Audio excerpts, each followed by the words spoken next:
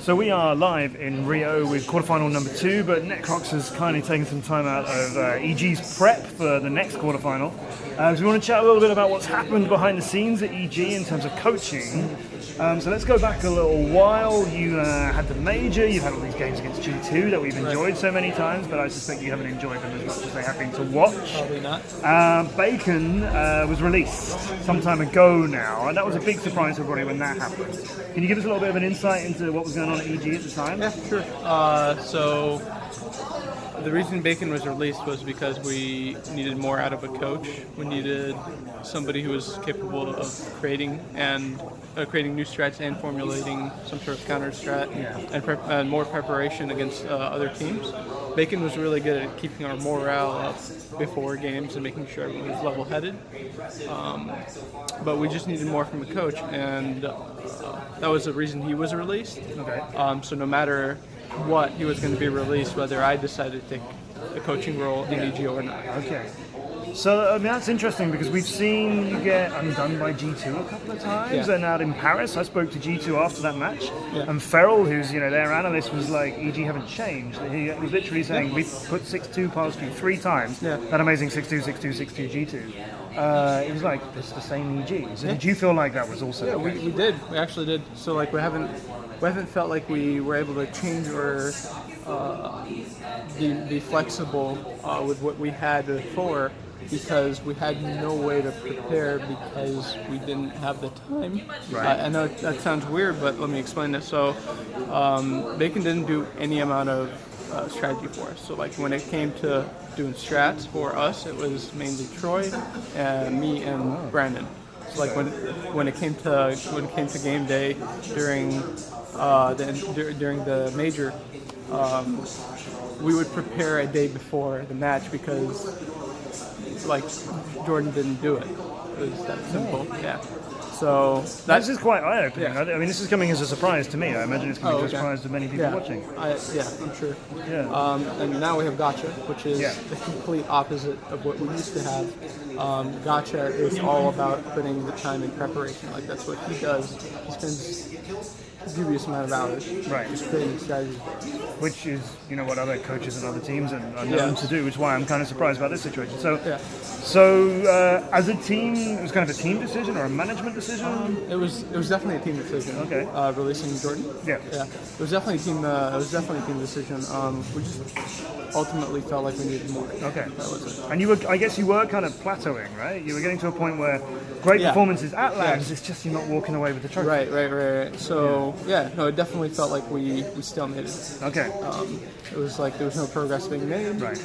Something needed to change. Okay. And that's when Geoo came to mind, and he showed interest in joining. Okay. And they needed some sort of. We needed to create room in the team, basically. So Jordan was released. They offered me the spot as coach, and now was that a conversation you had initiated? Did you express an interest in wanting that? No, I did not. No, they brought that up to me. That was brought up to me, and I accepted it after some amount of time negotiating. We saw fit that Geoo took my spot because he fit my role better than anyone else. Okay. Did you feel pushed out? So did you feel like they wanted Geoo and somebody needed to go? And it was going to be? Yeah. I mean, like somebody needed to go ultimately because there's only 5 players on the team. Yeah. Right. And by this stage, Geoo is confirmed as coming in. He's wanted, even if it's not written down. Okay. He was still okay. Right. So when you moved to the coaching position, that is something you wanted. I chose to coach because when I looked at the other teams that I got offers from, I didn't really see anyone who would trump EG. Okay. So were teams reaching out to you just hypothetically, or no, or you were actively looking? I did not actively look. I just asked in general to other teams. Like I asked Rogue. I'll give a more specific example. I asked Rogue if they were interested in me at all. They showed interest. Yeah. But when I looked at the when I looked at the bigger picture, I ultimately thought EG was still the better choice. Okay. So that's where my decision to become coach came from, which is that I thought I had a better chance to win with EG as a coach than as a player with Rose. Okay, so you stick around with EG because you want to, and so you go into a coaching role, and you felt like coaching was something you could do. Had you done that before? You said you'd sort of partly done it with the other guys, with Troy and the other guys for the team. So yeah. So I mean, I ultimately helped with creating strategy for us and stuff like that.